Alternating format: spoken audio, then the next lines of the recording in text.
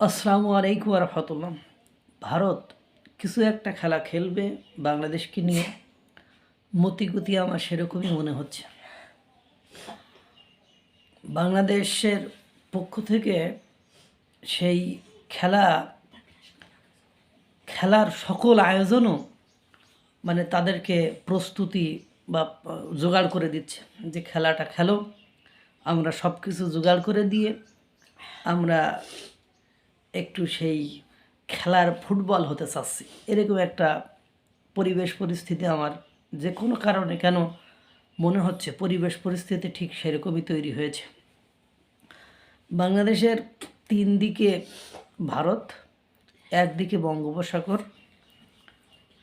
তাদের সাথে সব কিছুতে কোন শক্তি বলে, কোন দেহ বলে, কোন যোগ্যতা বলে লাগতে চাচ্ছে এটা একেবারে পরিষ্কার।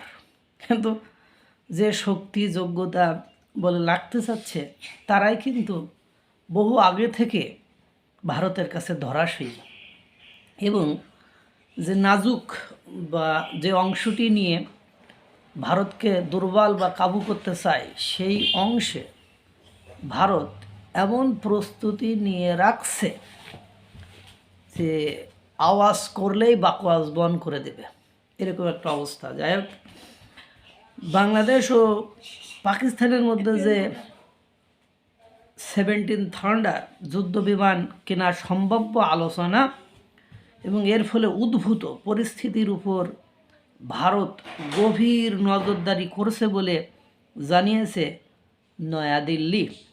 দেশটির ভাষ্য, জাতীয় নিরাপত্তার উপর প্রভাব ফেলতে পারে এমন সব বিষয়ের উপর তারা তীক্ষ্ণভাবে নজর রাখছে। এর মানে আপনারা জানেন, জয়সওয়াল সংখ্যালঘু ইস্যুতে বলছে যে ভারতে সংখ্যালঘুদের উপর নির্যাতন হচ্ছে, এ বিষয়ে আমাদের ইন্টারফেয়ার করা ছাড়া কোনো উপায় আমরা দেখছি না। তার মানে এই যে দীপুচন্দ্র দাস, অমৃত মণ্ডল, খোকনচন্দ্র দাস, এরকম আরও যারা মারা গিয়েছে, কারণ 1 মাসের ভেতরে 7 জন না 8 জনকে নির্মমভাবে গণপিটুনি দিয়ে ছুরিকা আঘাত করে বা অন্যভাবে শেষ করা হয়েছে। এটা নিয়ে তারা উদ্বেগ প্রকাশ করেছে এবং তারা যে একটা পদক্ষেপ গ্রহণ করবে এরকম মতামতও তারা দিয়েছে। এখন বাংলাদেশ একের পর এক যে কাজগুলো করছে সেই কাজগুলোর জন্য তারা সন্তুষ্ট নয়, যদিও তাদের শক্তি সামর্থ্য নেই, কিন্তু শক্তি সামর্থ্য না থাকার শক্তি তাদের বলতে বাংলাদেশের শক্তি সামর্থ্য নেই, কিন্তু তাদের আওয়াজের কোনো ঘাটতি নেই। কেউ কেউ আওয়াজ তুলে একেবারে বাকওয়াজ বন্ধ করে ঠিকই একদম নীরব ভঙ্গিতে চলে যাচ্ছে। কেউ ওই যে দেখাচ্ছে মুরগি খাওয়াচ্ছে ডাইল, বিষয়টা এরকম হয়ে গিয়েছে। আওয়াজ তুলে মনে করছে আমরা কি আধিপত্যবাদের বিরুদ্ধে লড়াই করে আজাদি হয়ে যাচ্ছি। কোন মার্কা আজাদি হচ্ছে সেটা তো আমরা বিভিন্ন ফরম্যাটে দেখছি। ইরানকে দেখছি না, ইরানকে তো দেখছি আমরা, এখনও দেখছি, ভবিষ্যতেও দেখব। ইরান কোন জায়গায় যেয়ে দাঁড়িয়েছে, তুরস্ক কোথায় যেয়ে দাঁড়িয়েছে, আফগানিস্তান কোথায় যেয়ে দাঁড়িয়ে আছে, এগুলো তো আমরা দেখছি।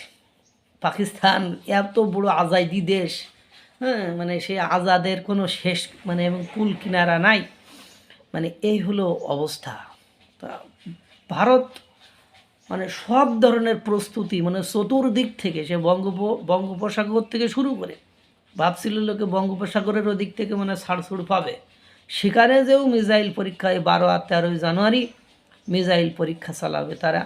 এখন দেখেন আল্লাহ তাআলা আমাদের কপালে কী লিখে রেখেছে, বাকিটা আল্লাহ ভরসা। আল্লাহ তাআলা সকলকে ভালো রাখুক, সুস্থ রাখুক। আসসালামু আলাইকুম ওয়া রাহমাতুল্লাহ।